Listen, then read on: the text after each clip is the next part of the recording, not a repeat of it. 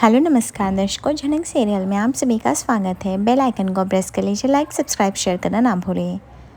बहुत दिनों के बाद एक इंटरेस्टिंग एपिसोड आया है जहाँ पे हम देख रहे हैं कि झनक के स्वागत समारोह में ऋषि भी आता है और जहाँ पे झनक जो होती है वो पूरा क्रेडिट ऋषि को देती है और बताती है कि किस तरह से शहरी बाबू ने उसकी बहुत ही हेल्प की थी पढ़ाई में। गांव वाले भी बहुत ही खुश हो जाते हैं। झनक बताती है कि उसकी स्ट्रगल इतनी आसान नहीं थी, वो गाँव से थी, लेकिन उस शहरी बाबू ने उसके लिए हर वो चीज़ किया जो उन्हें करना चाहिए था। वो दुनिया से लड़े, उसको हर एक सुख सुविधा दी जिस पे उसका हक था। पर ऐसे जो होते हैं वो पेड़ के पीछे खड़े होकर सब झनक की बातें सुन के खुश हो रहे होते हैं। झनक बताती है कि अवार्ड लेना इतना आसान नहीं था मेरे लिए, ये सब सिर्फ़ और सिर्फ शहरी बाबू की ही वजह से मुमकिन हो पाया है और उनके घर वालों की वजह से, उनके सपोर्ट के बिना मैं कुछ कर ही नहीं सकती थी। ऋषि 2 मिनट के लिए शौक होता है और वो देखता है कि झनक किस तरह से उसकी प्रशंसा कर रही होती है। लेकिन तभी उसके बाद यहाँ पे हम देखते हैं झनक बोलती है सिर्फ इतना ही नहीं बल्कि एक शख्स और है इन सबके पीछे। दूसरी तरफ हम देखते हैं कि नीलू और अदिति जो होते हैं ऑडिटोरियम में आते हैं जहाँ पे वो बोलते हैं कि ऋषि किसी प्रोग्राम में आया है क्या।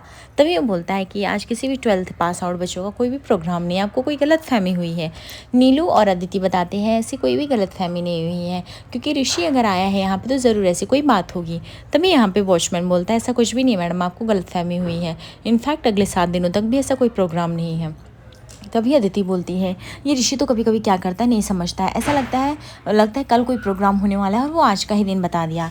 तभी वो वॉचमैन बोलता है नहीं मैडम, कल भी कोई प्रोग्राम नहीं, और कल है जो प्रोग्राम वो शादी का है, वो किसी 12th पास आउट बच्चों का नहीं है प्रोग्राम कुछ भी, तो मैं आपसे तो झूठ नहीं बोलूँगा कुछ भी। ये सुनकर तो तभी अदिति बोलती है ऐसे कैसे हो सकता है, एक काम करती हूँ मैं ऋषि को कॉल लगाती हूँ। वो ऋषि को कॉल लगाती है बट ऋषि जैसे ही देखता है अदिति का फ़ोन है वो साइलेंट कर देता है अपना फ़ोन, क्योंकि वैसे बीच में अदिति का फ़ोन नहीं उठाना चाहता है। अदिति बोलती है ऋषि फ़ोन नहीं उठा रहा है, शायद वो आज मीटिंग में बोल रहा था ना अपने सर के साथ होगा, इसलिए वो मेरा कॉल नहीं रिसीव कर पा रहा है। तभी नीलू बोलती है हो सकता है बट ऋषि कभी ऐसा तो नहीं कर सकता, हो सकता है वो कहीं और चला गया, उसको तो कुछ एक तो डेढ़ तो ढंग की कुछ याद रहती नहीं है। एनीवेज छोड़ो, मुझे लगता है ना कि उसको गलतफहमी होगी, कोई प्रोग्राम हो चुका रहेगा और तुमसे वो बात कर रहा होगा। अदिति बोलती नहीं नीलू दीदी, बिकॉज कॉल तो कुछ टाइम पहले आया था ना, तो ज़रूर प्रोग्राम आज का ही होगा। तभी यहाँ पे नीलू बोलती काम करो चलते हैं हम कुछ बाहर से कैफ़े वगैरह कॉफ़ी पीते हैं, थोड़ा दिमाग ठंडा होगा। तभी यहाँ पे झनक बताती है कि उसकी अम्मा के बिना ये सपना देख पाना इतना आसान नहीं था। उसकी अम्मा ने उसके लिए बहुत कुछ सहा है और वो अपनी अम्मा के लिए पूरी दुनिया ही थी, और वो अपनी अम्मा को नहीं बचा पाई क्योंकि डॉक्टर नहीं थे कभी भी सिमुल बोनी में। वह बड़ी होकर एक डॉक्टर बनना चाहती है और सिमुल बोनी में ही एक अस्पताल और क्लिनिक खोलेगी जहाँ पे लोगों को मुफ्त में इलाज दे सके और उनका अच्छे से ख्याल रख सके। और वो बताती है वो कितनी भी दूर हो जाए इस मिट्टी से हमेशा वो जुड़ी रहेगी और हमेशा वो अपने माँ और बाबूजी का नाम ऐसे ही रोशन करती रहेगी। सभी लोग जो होते हैं वो तालियों से भी गड़गड़ाहट करते हैं, जहाँ पे झनक को भी बहुत खुशी होती है। झनक बताती है कि मेरी अम्मा ने मुझे बहुत पढ़ाया लिखाया और वो चाहती थी कि मैं एक दिन पढ़ लिख कर एक बहुत अच्छी डॉक्टर बनूँ, उनका नाम कमाऊँ। हाँ, आज अम्मा नहीं है हमारे बीच में, लेकिन वो एक तारा बन गई है और मुझे पता है वो सबसे खूबसूरत तारा है। वो वहाँ पे खड़े होकर मुझे देख रही होंगी। उसके बाद हम देखते हैं कि सभी लोग जो होते हैं वो झनक के स्पीच से तालियां बजाने लगते हैं। इवन यहाँ पे ऋषि भी काफ़ी इम्प्रेस्ड हो जाता है झनक के स्पीच से। दूसरी तरफ हम देखते हैं कि यहाँ पे ऋतुराज की जो गर्लफ्रेंड होती है वह जो होती है गाना गा रही होती है और अपने यहाँ जो होती है मीरा भाई के जैसे वो बजा रही होती है। तभी यहाँ पे उसकी माँ जो थी दरवाज़ा खोलती है और उसके माँ के जो होते हैं वो प्रेमी आते हैं। तभी वो बोलते हैं कि क्या हुआ, वो कहाँ पे है, उसको बुलाओ तो सही। तभी उसकी माँ बोलती है आज वो गाना गा रही है, प्रैक्टिस करे। तभी ये सुनकर वो शॉक हो जाते, बोलते अभी तक वो सॉन्ग सुन रही, मुझे तो समझ में नहीं आ रहा है कि गाना आज ऑफिस नहीं गई। तभी उसकी माँ बोलती पता नहीं, बोल रही थी ऑफिस में छुट्टी है, किस चीज़ की छुट्टी ले रखी कुछ पता नहीं चल रहा है। और मैंने भी उससे कुछ ज़्यादा सवाल जवाब नहीं किया। आपको तो पता है कि जब से ऋतिमान गया है तब से उसकी हालत क्या हो गई है, और अगर ऐसे में हम कुछ ज़्यादा सवाल जवाब करेंगे तो कितनी नर्वस हो जाती है वो। तभी यहाँ पे बोलते हैं कि हाँ मैं आज उससे बात करूँगा, तुम चिंता मत करो। तभी वो जो थी वो खुशी से आती है और जाके वो अंकल के गले लगते और बोलती है कि अच्छा हुआ आप आ गए, आपको पता है ना मैं आपको कितना मिस कर रही थी, और ये क्या बात हुई आप कभी कभी आते हो, आप हमारे साथ ही क्यों नहीं रहते हो। तभी बोलते अरे तो मैं तुमको भी तो कितनी बार बोलता हूँ कि तुम लोग कोलकाता आ जाओ, मेरे साथ शिफ्ट हो जाओ, और लेकिन तुम लोग कहाँ मानते हो। तभी उसकी माँ बोलती है कि अब इस उम्र में कोलकाता आना जाना मेरे से नहीं होता, ये सब शिफ्टिंग विफ्टिंग। तभी उसकी बेटी बोलते हैं कि शायद कोलकाता में आ जाती, पर आपको अच्छे से पता है कोलकाता में मेरी कैसी यादें जुड़ी हैं, वापस से उस शहर में पैर रखने का मन नहीं करता, एक डर सा लगता है। तभी वो अंकल बोलते हैं अब तुम्हें पता है मेरे बहुत सारे ऐसे स्टूडेंट हैं जो जिन्हें मैं छोड़ के नहीं आ सकता। तभी यहाँ पे वो उसकी गर्लफ्रेंड बोलते हैं रितमान कि ऐसे कैसे हो सकता है कि आप नहीं आ सकते, आपको आना तो चाहिए ही ना, हमारे लिए क्या नहीं आ सकते।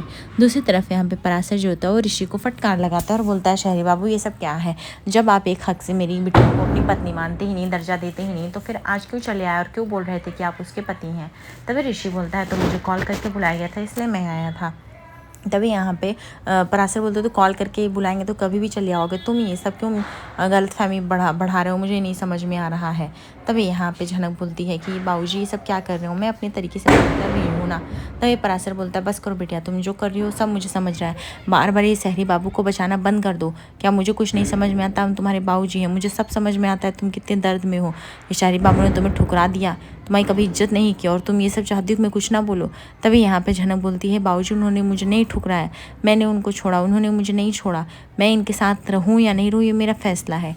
और ये अदिति दीदी के साथ शादी किए, उनके साथ घर बसाए, ये बहुत अच्छी बात है और यही हम चाहते भी थे। तभी यहाँ पे उसके अंकल बोलते हैं कि देखो तुम रितिमान का कब तक वेट करती रहोगे, मुझे लगता है कि शायद रितिमान एक दिन लौट आएगा बेटा और तब तुम्हें पता चलेगा। तभी यहाँ पे झनक बोलती है एक बात जो सबसे साफ़ है कि अगर आज शहरी बाबू की हालत ये है तो सिर्फ और सिर्फ आप लोग की वजह से, ज़बरदस्ती शादी करने की क्यों ज़रूरत है, क्यों वो चीख चीख के नहीं बोल रहे थे, उनकी प्रेमिका है, उनकी मंगेतर है, उनसे शादी होने वाली, तब तो उनकी किसी ने बात नहीं सुनी और अब ऐसे क्यों, और मुझे फ़र्क नहीं पड़ता उनकी शादी किसी से भी। ये सुनकर उसकी सखी काकी बोलती है झनक ऐसा नहीं होता है, शादी एक बार होती है, तुझे फ़र्क पड़ना चाहिए, वो तेरा पति है। तभी झनक बताती है नहीं ये मेरे पति नहीं है, ज़बरदस्ती की शादी में कोई पति नहीं होता है ना कोई सम्मान होता है। और ऋषि बोलता है और आप लोगों को जो भी बोलना है मुझे बोलिए, और रही बात किस चीज़ का प्रॉब्लम है, आप लोगों ने ज़बरदस्ती शादी कर ली, आप चाहते हो मैं झनक के साथ उस शादी के रिश्ते में बन जाऊँ जो कि नहीं पॉसिबल है और वो मैं बिल्कुल नहीं कर पाऊँगा। हाँ मैं झनक के लिए ज़रूर स्टैंड लूँगा, मैं चाहता हूँ एक अच्छे इंसान बने, पढ़ लिख कर बने, लेकिन मैं उसके लिए मैं उससे शादी तो नहीं कर सकता ना, जैसा कि आप लोग समझ रहे हैं। तभी पराशर बोलता है शहरी बाबू हमको सब समझ में आता है। तभी यहाँ पे ऋषि बोलता है कि आपको नहीं समझ में आ रहा है क्या मैं बोल रहा हूँ, मतलब आप क्या चाहते हो मैं सबको जाके बता दूँ हमारी शादी छुट्टी, अगर आप यही चाहते हो तो मैं यही बता दूँगा, मुझे कोई प्रॉब्लम नहीं।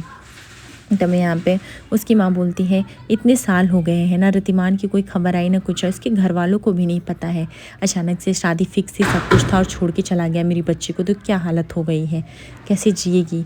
तभी यहाँ पे वो बोलती है माँ ऐसे क्यों बोल रहे हो, आप दोनों नहीं जी रहे हो क्या, इतने सालों से एक दूसरे को जानते हो, प्यार करते हो, लेकिन दूर रह रहे हो ना, कभी एक साथ तो नहीं है, समाज के डर से आप लोग अपने ना आप नहीं, और रितिमान पता नहीं किसके डर से मुझे नहीं अपना पा रहा है, पता नहीं वो कहाँ होगा, किसके साथ होगा, हो सके तो उसकी शादी भी हो गई हो, मुझे कुछ भी नहीं पता चल रहा है। तभी यहाँ पे उसके अंकल समझाते हैं देख तू ऐसे चिंता मत कर, ठीक है, एक काम कर तू ना फटाफट जा चाय बना के ला, हम लोग चाय पी के बात करते हैं।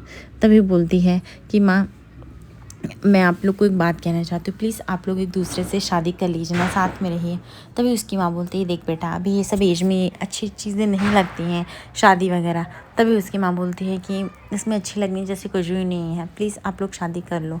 तभी यहाँ पे झनक बोलती है बाबूजी प्लीज़ आज के दिन मेरा बहुत ही अच्छा दिन हो, मैं ये सब बखेड़ा नहीं चाहती हूँ, और आपको क्या जानना है मुझे नहीं समझ, जब मुझे नहीं रहना इनके साथ तो नहीं रहना, अगर अदिति दीदी के बाबा आप होते तो ये सब होता तो क्या सह पाते आप, नहीं ना, उसमें उनकी क्या गलती है। इनफैक्ट मुझे शहरी बाबू पे बहुत गर्व है कि उन्होंने अदिति दीदी से शादी की, अगर वो उनसे शादी नहीं करते तो मुझे इनसे गिन आती कि किसी एक लड़की से वादा किया हुआ तोड़ दिए, ये दोनों दूसरे के लिए बनी है, वो दोनों दूसरे से प्यार करते हैं शायद। और बाबूजी मुझे बहुत काम करना है, उस शहरी बाबू के साथ घर नहीं बसाना है, और उनका घर ऑलरेडी बसा हुआ है, उस घर को मैं तोड़ नहीं सकती।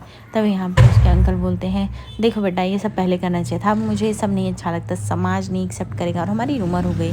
तभी बोलती है मुझे अच्छे से पता है जब मेरे बाबा नहीं थे बचपन में, जब उनको मैंने देखा नहीं था, मैं तब से आपको देख रही हूँ, मैंने सिर्फ बाबा जैसे शब्द सुना ना मुझे सिर्फ आपका चेहरा याद आता है। अब मैं चाहती हूँ कि इतनी बुजुर्गावस्था होने में आप लोग एक दूसरे के साथ बनिए, एक दूसरे का साथ दें, शायद ये चीज़ें देख के मुझे बहुत सुकून मिलेगा।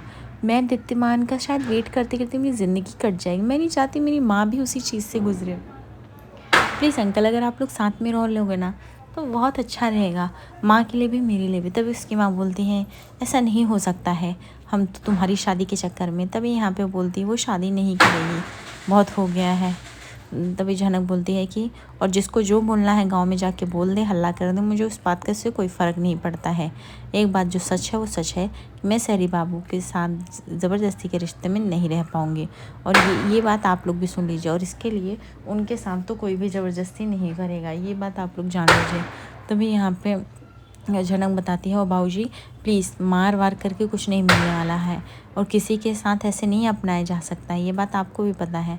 शहरी बाबू अब आप चले आए थे, क्या सोच के मुझे नहीं पता, मेरे लिए स्टैंड लेना बंद कीजिए और चुपचाप आप यहाँ से चले जाइए, इसी में आपकी भलाई है। और बाबूजी आप प्लीज़ इस बात का बखेड़ा मत बनाइए। तभी यहाँ पे पराशर बोलता है, मैं बखेड़ा नहीं बना रहा हूँ बेटिया, तुम्हारी ज़िंदगी संवारना चाहता हूँ। तुम्हें क्यों नहीं समझ में आ रहा है कि तुम्हारी ज़िंदगी बद से बदतर हो जाएगी। तभी यहाँ पे झनक बोलती है, बाबूजी चाहे जो हो, मैं स्वाभिमान की ज़िंदगी जीऊँगी, भीख मांग की ज़िंदगी नहीं जी सकती हूँ। तभी यहाँ पे ऋषि बोलता है कि और बहुत हो गया, और आप मुझे कुछ भी बोलते रहे, मैं यहाँ पे सिर्फ और सिर्फ झनक को सपोर्ट करने आया था, दैट्स इट। तभी यहाँ पे उसके अंकल बोलते हैं, तू बेटा उसके घर जाके क्यों नहीं बात करती, लोगों से नहीं मिलती। वो बोलती है उसको हर्ट होता है, ऐसा लगता है कि उसकी शादी हुई, उसके शायद बच्चे हों। मुझे तो कभी कभी उसके पेरेंट्स के लिए बहुत बुरा लगता है। मुझे ऐसा लगता है वो अगर जहाँ भी, अगर भले मेरे से शादी ना करे, लौट आए, अपने पेरेंट्स के साथ तो रहें, उनको तो खुश दें। उन लोग को भी नहीं पता, मेरी पुतुल से भी बात होती है और वो बताती है उन लोग को कुछ नहीं पता कि दितमान कहाँ गया है, कहाँ नहीं है। बहुत बुरा लगता है। और तो और ऋषि की शादी भी थी, तो ऋषि ने खुद मुझे इनवाइट किया था, मैं नहीं गई, और बाबा ने भी किया था तो भी मैं नहीं गई।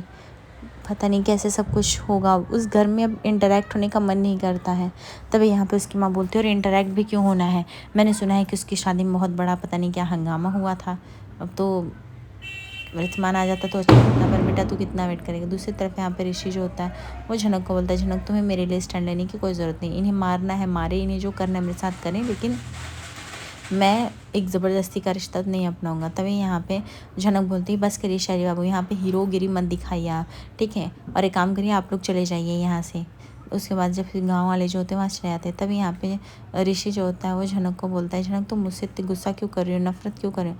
तभी झनक बोलती है, आपको क्यों नहीं समझ में आ रहा है, आप अदिति दीदी के पति हैं, अदिति दीदी ने इतना बड़ा कदम उठा लिया, उसके बाद भी आप उन्हें बिना बताए यहाँ चले आए, अब उनको पता चलेगा तो क्या होगा, आपको क्यों नहीं समझ में आ रहा है।